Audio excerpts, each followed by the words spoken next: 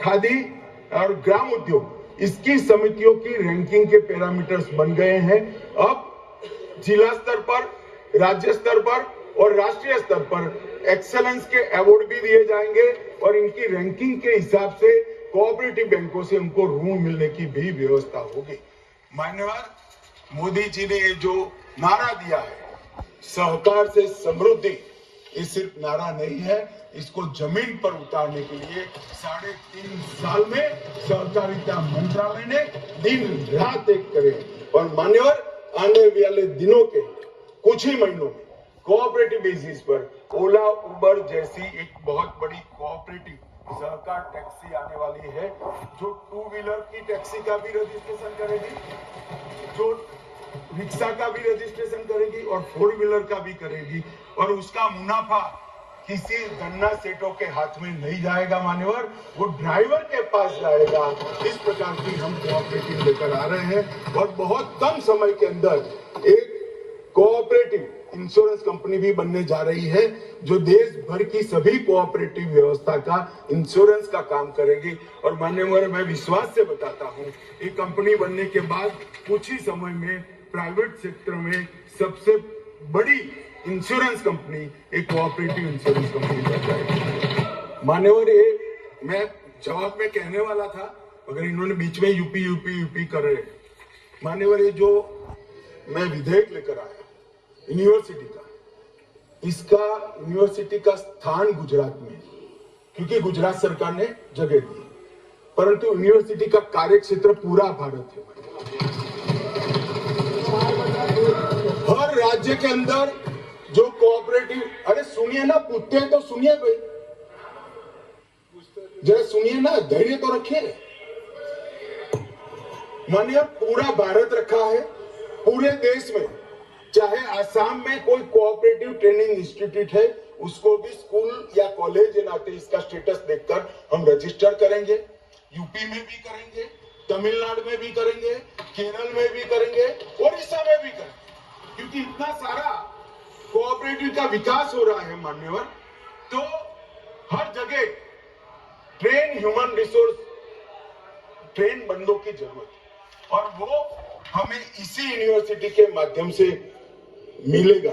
मान्यवर आज जब मैं यहाँ आया हूँ तब मैं आपको बताना चाहता हूँ ये यूनिवर्सिटी क्यों बनी। ये मैंने जो बैकग्राउंड गाया, 3.5 साल में कोऑपरेटिव का जो विकास किया है, कोऑपरेटिव हर क्षेत्र में पनपी है। वहां कोऑपरेटिव वीक होने का एक कारण भी था कि जो समितियों में होता था वो अपने चट्टों बट्टों को नौकरी देते। अब क्योंकि सहकारिता के क्षेत्र में कोई डिग्री ही नहीं है, तो अगर कोई मानक बनाना है तो भी क्या बनाते। कोऑपरेटिव यूनिवर्सिटी बनने के बाद इसके डिप्लोमा और डिग्री वालों को ही नौकरी मिलेगी, जो मेरिट में गरीब बच्चों को मिलेगी। मान्यवर प्रॉफिट बेस्ड मॉडल को हम प्रोग्रेस बेस्ड मॉडल बनाना चाहते हैं, प्रॉस्पेरिटी बेस्ड मॉडल बनाना चाहते हैं। और ये मैं मानता हूं कि डोमेस्टिक के साथ साथ ग्लोबल वैल्यू चेन में भी हम बहुत बड़ा योगदान करेंगे। मान्यवर एक न्यू एज कोऑपरेटिव कल्चर भी इस यूनिवर्सिटी से शुरू होगा और सहकारी शिक्षण प्रशिक्षण संस्थान देश भर में हजारों की संख्या में फैले हुए, मगर किसी का कॉमन कोर्स नहीं। जैसे पैक्स का सेक्रेटरी, तो इसका कोई कोर्स ही नहीं। कोऑपरेटिव बैंक में काम करने वाला व्यक्ति, इसका कोई कोर्स ही नहीं। चीनी मिल के अंदर काम करने वाला टेक्नीशियन, इसका कोई कोर्स नहीं। सादी इंजीनियरिंग पढ़कर ही वो वहां काम करता है। आज ये सारे कोऑपरेटिव से जुड़े हुए जो रिक्वायरमेंट है, इसके कोर्स डिजाइन करने का काम हमने यूनिवर्सिटी बनने के पहले ही चालू कर दिया है। डिग्री कोर्स भी बनेंगे, डिप्लोमा कोर्स भी बनेंगे, पीएचडी भी दी जाएगी और कुछ एग्जिस्टिंग कर्मचारी जो है उनको 1 सप्ताह का सर्टिफिकेट कोर्स भी देंगे। मान्यवर बिल के माध्यम से सहकारी सिद्धांतों का विस्तार होगा, सहकारी गतिविधियों का विस्तार होगा, नई प्रौद्योगिकी का फायदा कोऑपरेटिव को मिलेगा, अनुसंधान और नवाचार भी बढ़ेंगे और जमीन पर एक मजबूत कोऑपरेटिव खाका समग्र देश में सिमेट्रिक तरीके से डेवलप होगा, ये मान्यवर मेरा विश्वास है। इससे ग्रामीण अर्थव्यवस्था भी मजबूत होगी और ये जो एपेक्स सहकारी विश्वविद्यालय बनेगा, जो त्रिभुवन पटेल जैसे महान व्यक्ति के नाम के साथ जुड़ा है मान्यवर, वो इस देश के सहकारिता क्षेत्र को बहुत अच्छे सहकारिता कर्मी देने का काम करेंगे।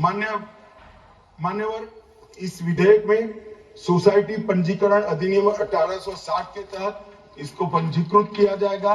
हब एंड स्पोक मॉडल पर यह चलेगा। विश्वविद्यालय का हब विश्वविद्यालय का कैंपस और स्कूल होगा, विश्वविद्यालय का स्पोक संबंध संस्थान होगा और सहकारिता क्षेत्र के लिए समर्पित देश का पहला विश्वविद्यालय 75 साल की आजादी के बाद मान्यवर बनेगा और प्रतिवर्ष लगभग 8 लाख लोगों को शिक्षण, चाहे डिग्री, चाहे डिप्लोमा, चाहे सर्टिफिकेट कोर्स और चाहे अनुसंधान पीएचडी करने के लिए लगभग 8 लाख लोगों की कैपेसिटी इस सहकारिता विद्यालय की होगी, क्योंकि करीब करीब हर जिले में इसके संबंध कॉलेज और स्कूलों को मान्यवर पहले 1 साल के अंदर ही खोला जाएगा। इसके अंदर तुरंत 10वीं और 12वीं पास लोगों के लिए भी कोर्स होंगे, इंजीनियरिंग के बच्चों के लिए भी कोर्स होंगे, चार्टर्ड अकाउंटेंट के लिए भी कोऑपरेटिव बैंकिंग के कोर्स होंगे, टेक्नोलॉजी के छात्र जो इंजीनियर बन के आए हैं इनको कोऑपरेटिव की टेक्नोलॉजी की रिक्वायरमेंट जैसे डेयरी है और बाकी सारी चीजें हैं, इस सब के लिए दरियाई संपदा का प्रोसेसिंग, इस प्रकार की कई चीजें हैं, इसके लिए भी अनुकूल कोर्स होंगे। बड़े पैमाने पर ई लर्निंग प्लेटफॉर्म और स्वयं जो प्रधानमंत्री जी का एक इनिशिएटिव है, इसके माध्यम से हम आज के बढ़ेंगे। राष्ट्रीय शिक्षा नीति के अनुरूप लचीली प्रवेश और निकास प्रणाली भी एक मल्टी डिसिप्लिनरी पाठ्यक्रम के साथ काम करेगी। कोऑपरेटिव के साथ बच्चा बहुत सारा पढ़ पाएगा और मान्यवर जब ये 8 लाख लोग प्रति साल या तो सर्टिफिकेट या तो डिप्लोमा या तो डिग्री लेकर निकलेंगे, मुझे विश्वास है एक नए रक्त का संचार कोऑपरेटिव मूवमेंट में होगा और हमने जो खाका बनाया है मान्यवर, वो खाका भी मजबूत होगा और सिमेट्रिक सहकारी स्ट्रक्चर का निर्माण होगा। और मान्यवर, मैं यहाँ पर खड़ा रहकर इस पवित्र सदन में जब सहकारिता की बात कर रहा हूँ तो मैं बहुत सारे लोगों को मालूम नहीं होगा, मैं 18 साल की आयु से ही कोऑपरेटिव से जुड़ा हुआ और हर एक क्षेत्र के कोऑपरेटिव का मुझे एक्सपीरियंस है। इसकी कमियों का भी मैंने खुद झेला है और उसकी खूबियों का आनंद भी मैंने लिया है। कमियां बंद कर खूबियां बढ़ाकर एक समृद्ध ग्रामीण भारत की नींव नरेंद्र मोदी जी डालना चाहते हैं। ये विश्वविद्यालय का बिल इसमें मजबूत स्ट्रक्चर प्रदान करेगा, ऐसा मेरा विश्वास है। और मैं अपील करना चाहता हूं प्रतिपक्ष के मेरे साथियों को, कभी कभार तो सर्वसम्मति से कुछ करिए। ये किसानों के लिए है, गांव के लोगों के लिए है, इसको कम से कम विरोध के बगैर पारित कराइए, ऐसी मेरी विनती है। धन्यवाद।